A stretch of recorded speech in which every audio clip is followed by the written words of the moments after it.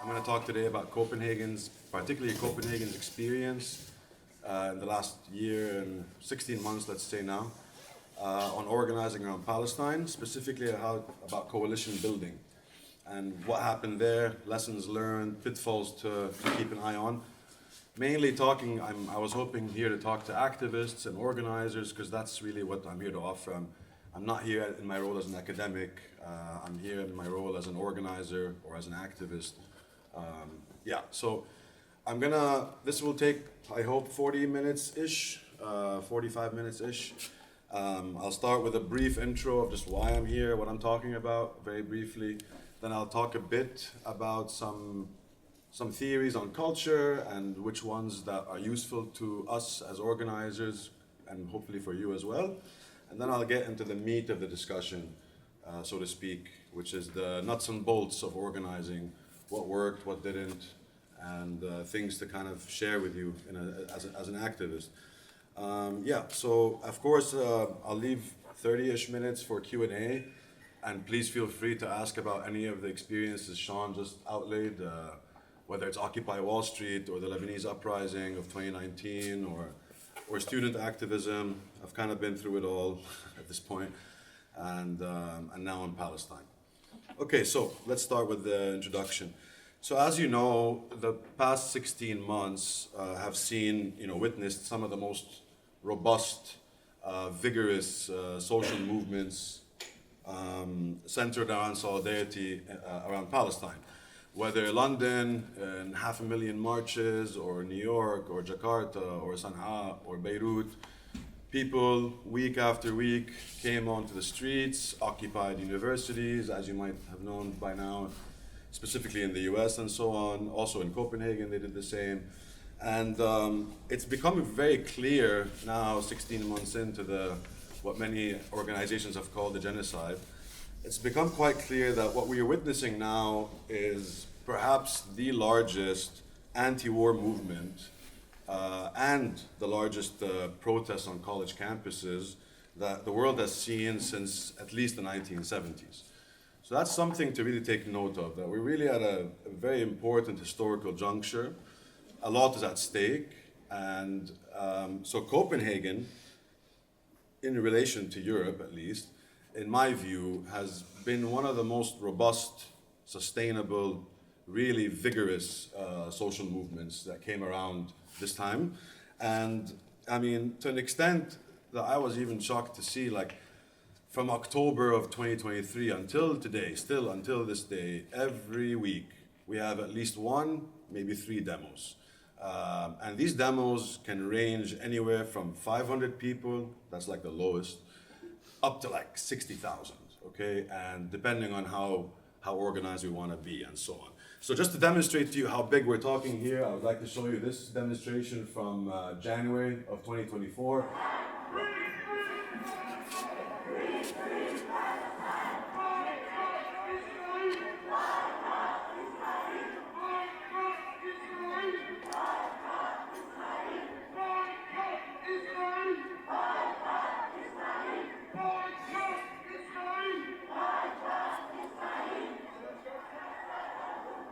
Palestine will never die!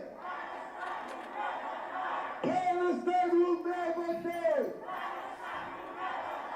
Let's say, don't you cry! Palestine will never die! Free! So just to give you an idea, it keeps going, by the way. And I swear to you, that's not my voice, just so you know. But so this was one of the big national demos. Obviously, it's not just Copenhagen. This is coming from Aarhus and Odense, other cities in Denmark, obviously, buses and so on. But nonetheless, this demo, for example, the estimates were between 50 to 70,000. In Danish standards, I mean, you're talking here 1% of the population. Yeah, the population is 5 million. So when you say 50,000, that's in historical standards, that's like a revolution if you get 1% of your population to go on the streets, just so you know, in terms of sociologically.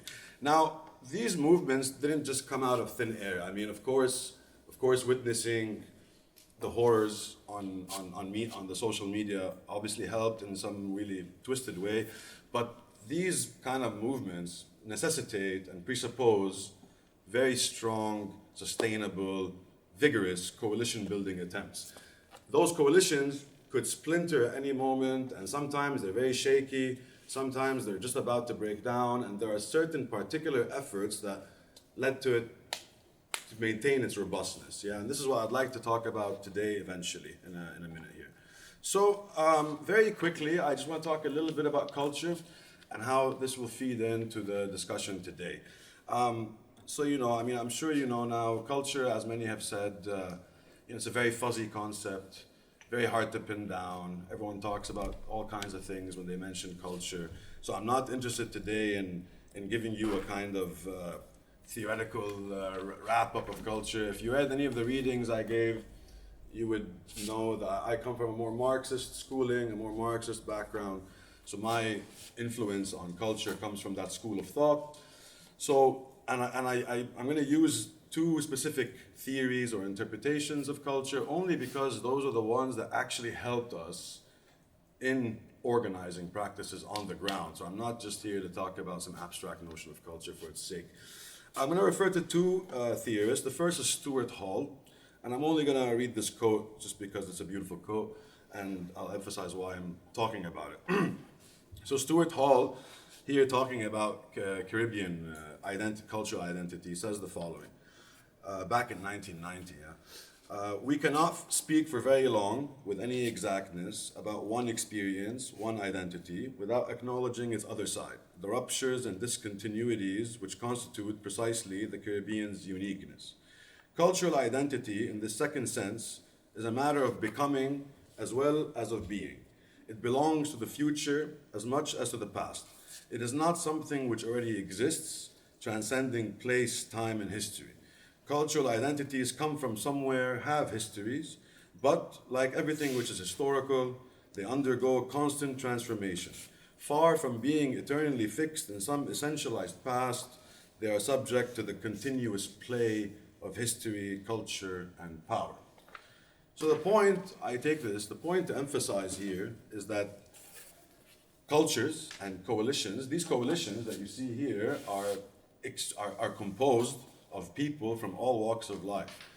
Very diverse identities, cultures, upbringings, and so on. The point to emphasize from Stuart Hall is that cultures and identities, more broadly speaking, are always dynamic, amorphous, fluid, playful, always changing. In a nutshell, a kind of anti-essentialism, okay, in a nutshell. And basically in a state of consistent becoming, not being, to put it simply in a sense. So the other point, obviously, from the quote to take away is that perceived cultural or identitarian differences are always political and politicized.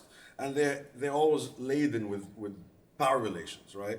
So, and historically this is very obvious. Anyone who's read any basic history of colonization can see very clearly how these identities are emphasized, highlighted, particularly to divide and rule from the empire's perspective, okay? So that's the first point I want to kind of keep on the side. I'll refer to it when I get to the organizing experience of why it's so important to emphasize Stuart Hall's insight here.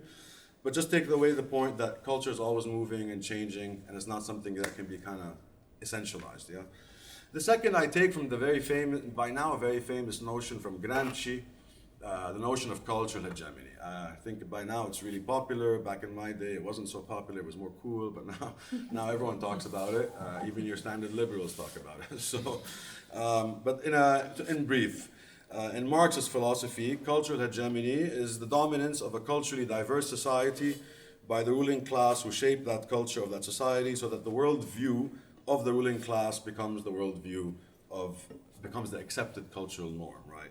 And when this succeeds, when a dominant culture can enforce its understanding of the world, this is usually referred to in Marxist studies as ideology.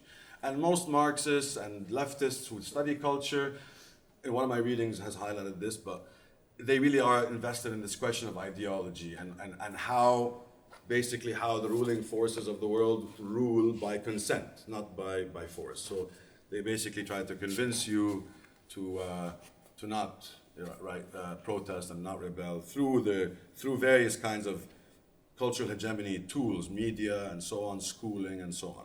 Now, the ruling classes use popular culture to win consent, but through hegemony, but this hegemony has to be consistently renewed. It's not something that can be taken for granted because it's always challenged and there are always ruptures and cracks which allow for a kind of resistance. Whenever that happens, there's a moment of rupture, a moment where you can strike back.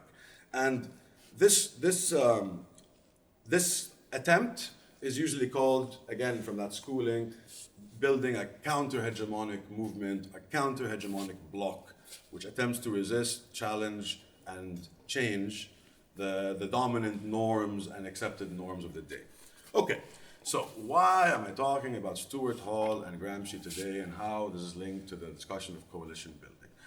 Simply put, one essential aspect of modern day cultural hegemony is precisely this kind of hyperfixation on culture, okay?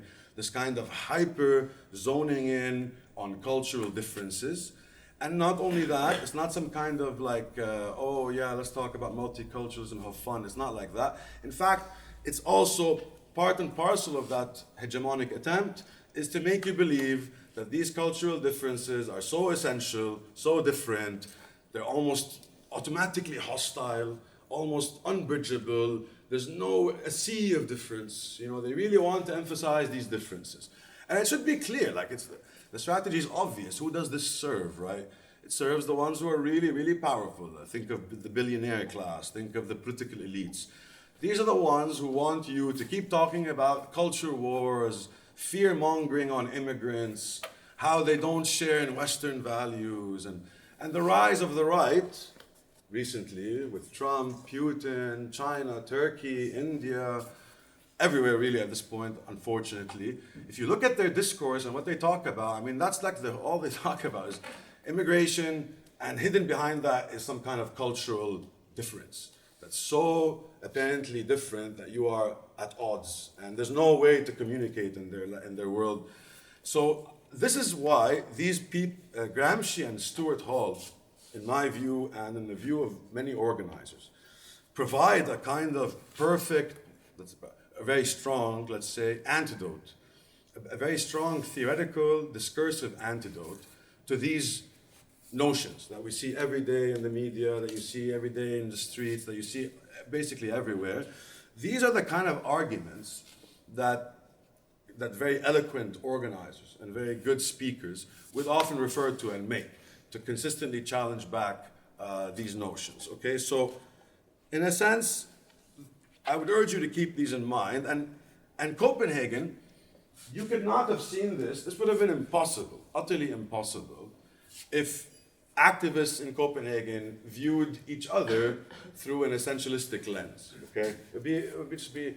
There's no way you can have Muslims and Jews, queers and conservatives, unions and students, younger and older, come together and march for Palestine if they had fallen for these kind of traps of cultural essentialism, and if they don't pay attention to who's benefiting from these arguments, who really is,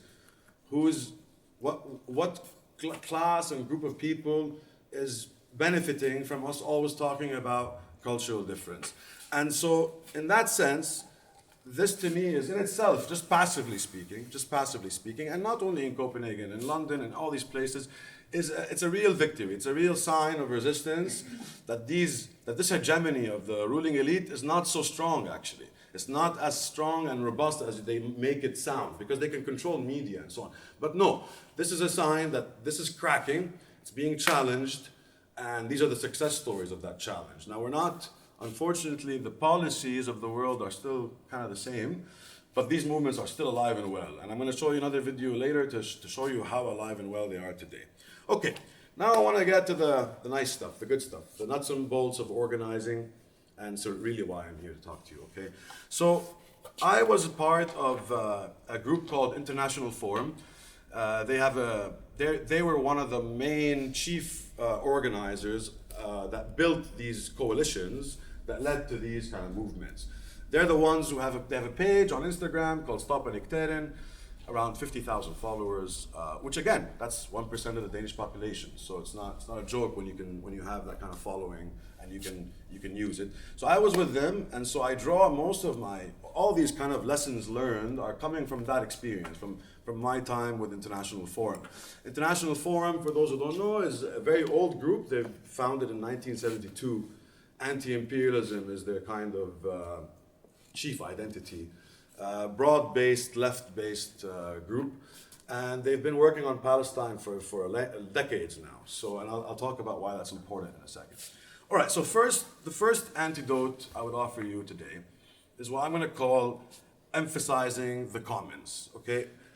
Like, one of the most important and effective ways to challenge these kind of culture, these kind of ideological maneuvers is by always emphasizing the commons. And what I mean by this is common enemies, that's a big one. And that's the Gramscian point here kind of playing itself, that reminding each other that there's a much bigger enemy than, you know, whatever you think the problem is with Joe over here or something like that, yeah? And it's not only common enemies, it's common needs, common desires, common ends, common experiences. Every time you feel like things are kind of cracking, alliances are about to fall, going back to the commons is a very tried and tested and true strategy. Usually works unless, you know, something is extreme. But so in my view, simply put, just to keep remembering and stressing that we, as workers, as non-workers, as the employed or underemployed, are much more common in our lived experiences than we are different. Now, how does this play out today? For example, I mean, I'm sure you would relate to this, but so many of us witnessing what's happening to Palestine today, yeah? We're witnessing these regimes act with total impunity. International law seems to be toothless. The ICJ seems to be toothless. Everything we do seems to be landing on deaf ears.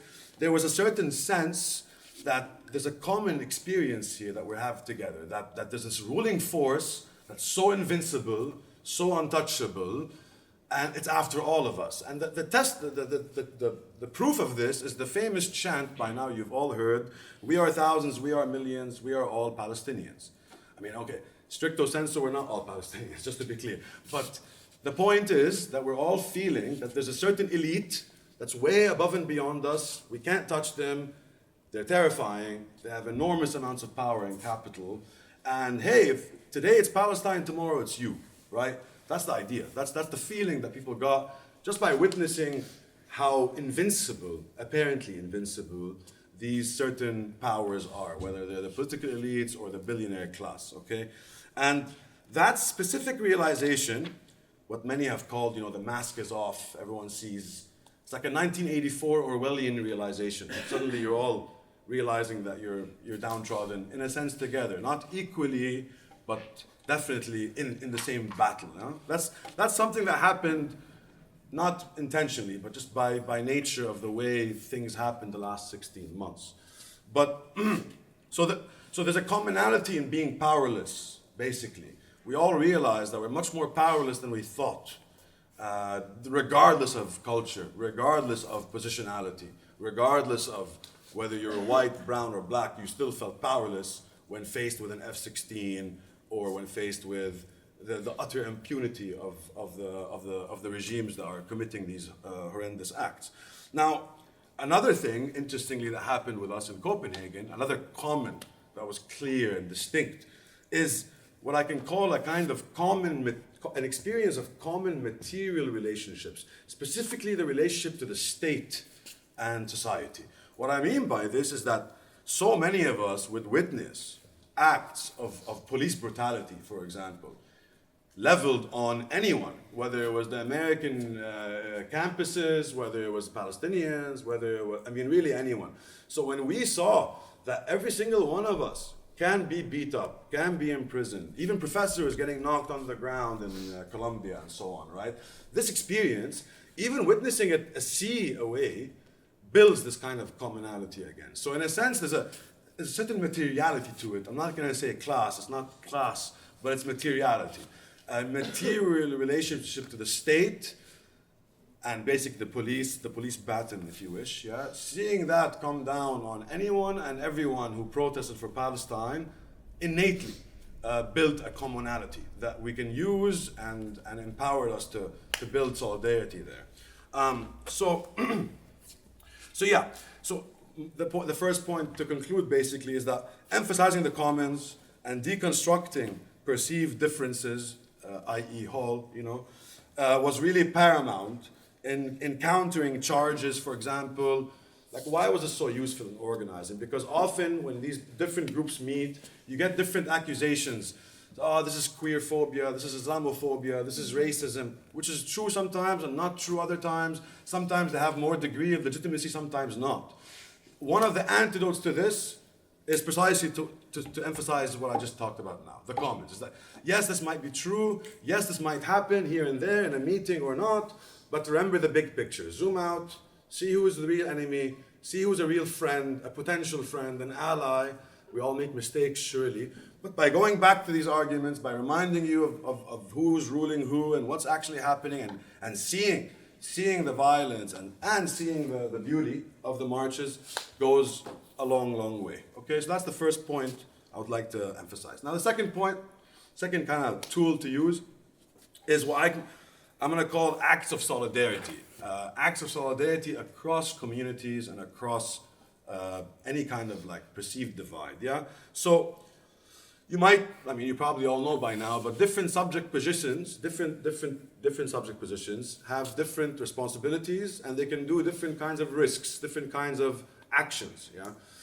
Maybe more citizens of a country, maybe more white bodies can have a certain kind of risk that maybe someone like me will struggle more with and will have a bit more anxiety around. This is something I think understood by most organizers who've been on the scene. So witnessing, like for example, I recall really clearly how my mom once called me and she's like, wow, did you see that guy in Amsterdam who was jumping on the bulldozer? And then he jumped into the canal, and it was like this moment where my mother in Beirut is telling me about this activist in Amsterdam, doesn't even know how he looks like or anything. And she was uplifted by this moment, yeah? It was inspiring to see. Again, witnessing the American campuses and what happened there, the occupation of buildings, the encampments, the protests, all this, yeah? There were real moments in Copenhagen as well, where white comrades and allies would step up and face the cops to defend their more Palestinian or Arab or Muslim allies and comrades. Seeing this in person, but also seeing it across space and time via the media, went a long way to build the solidarity.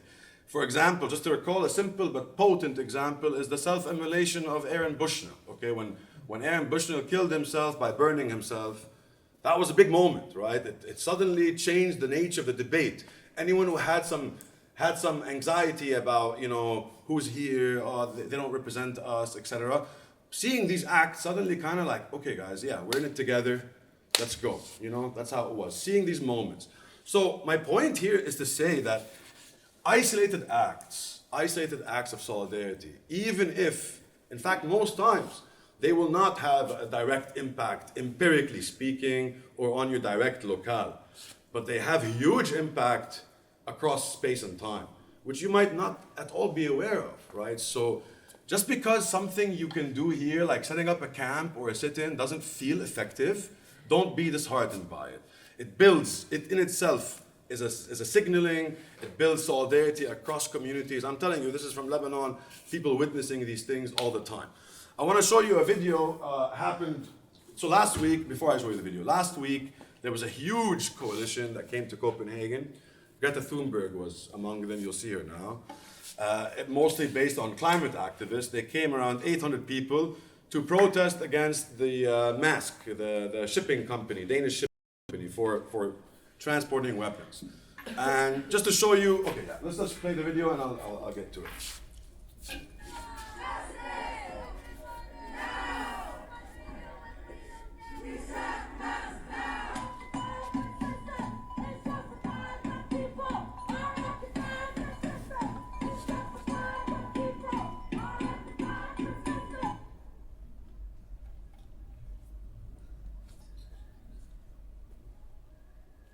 This happened a few days ago.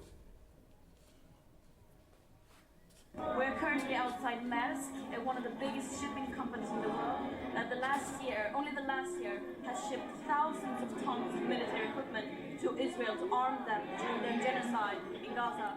And we are here to demand that Maersk must stop all the transportation of weapons and weapon components to Israel. They must terminate all contract and investment that support the genocide and occupation of Palestine.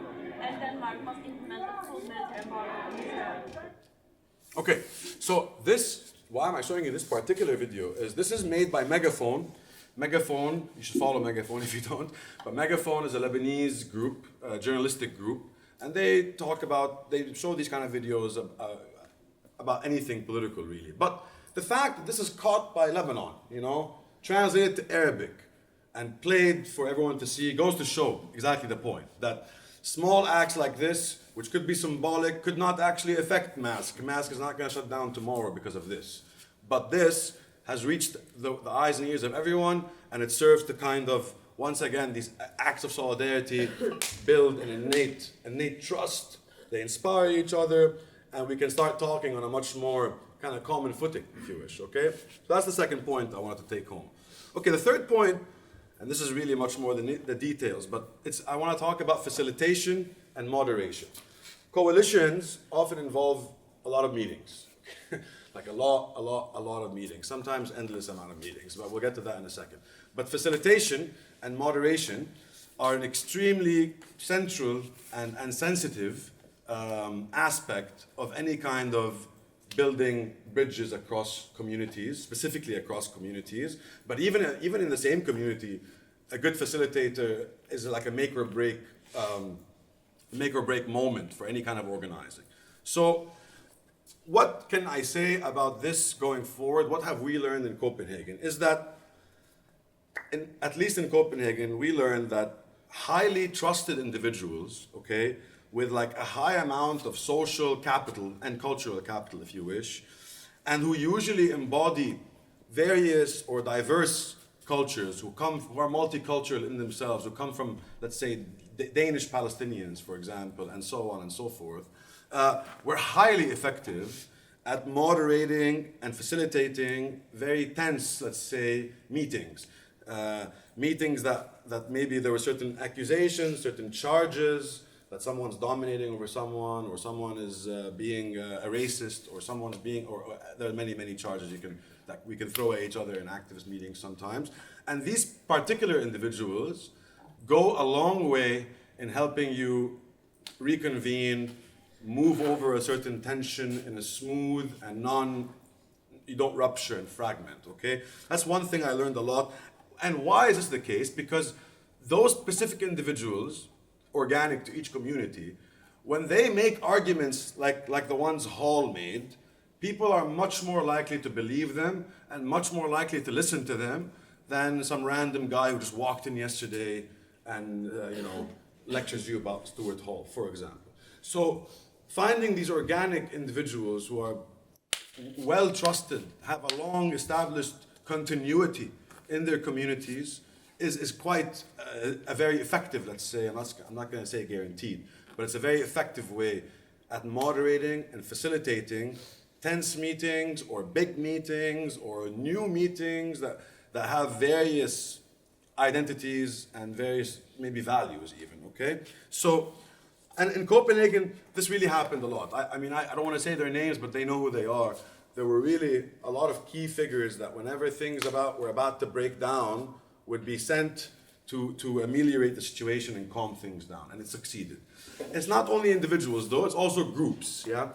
For example, IF, the group I was in, International Forum, simply due to their history, the fact that they've been doing Palestine organizing for decades, allows them a degree of legitimacy, a degree of authority, such that when they call for a demo, people come. Because they trust them, they trust their commitment, they know that they've been doing this for years, and so they just kind of go with it. They might not agree with everything in IF's platform, but they respect them.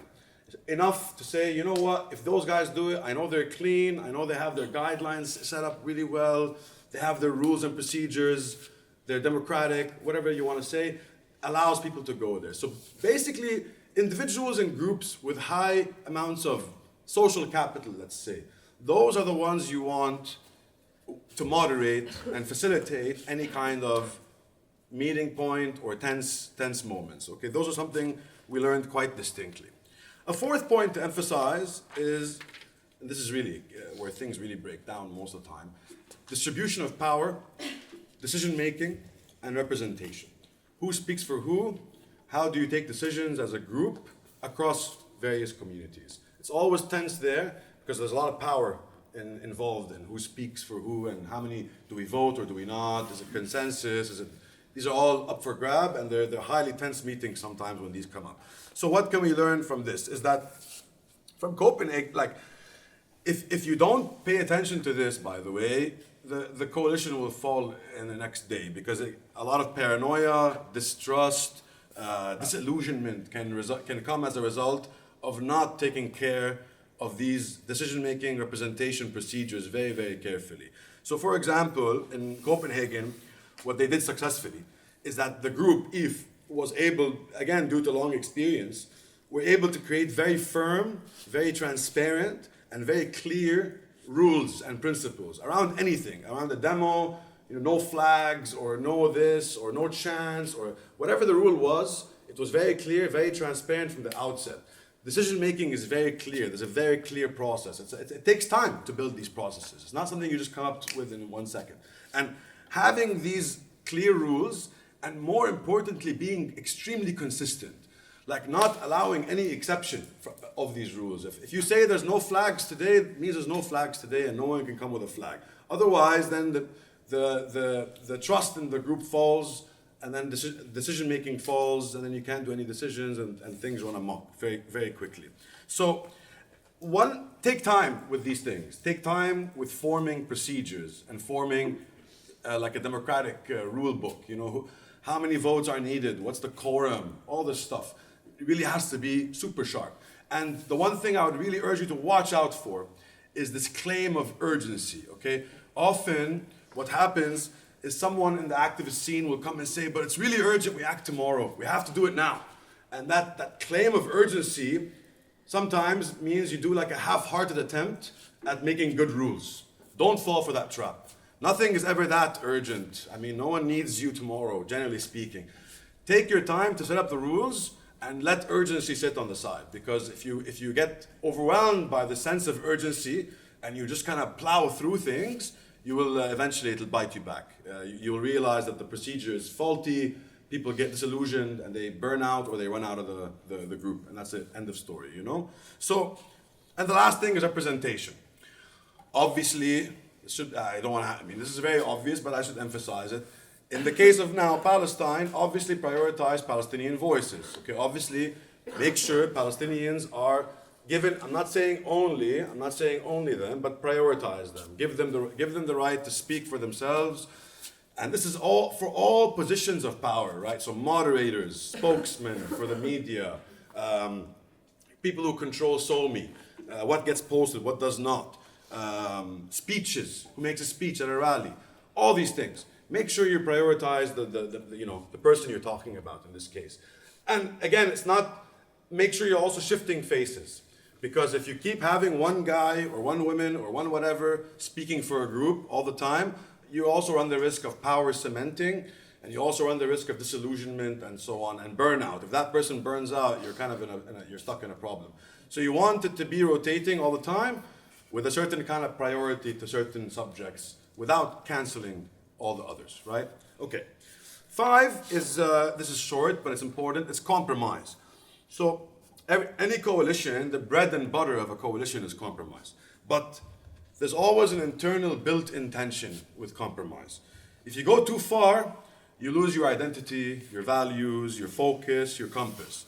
You go too narrow, and if you're very stringent and you're not flexible enough, then you basically become sectarian, hyper-ideological, and you narrow yourself you become so small that you lose any efficacy, you lose any kind of firepower. So this balancing act of compromise is quite difficult, and it's like really the art of politics here. How much do you give in? Who is part of your group? Who do you accept? Do you accept a capitalist? Do you not?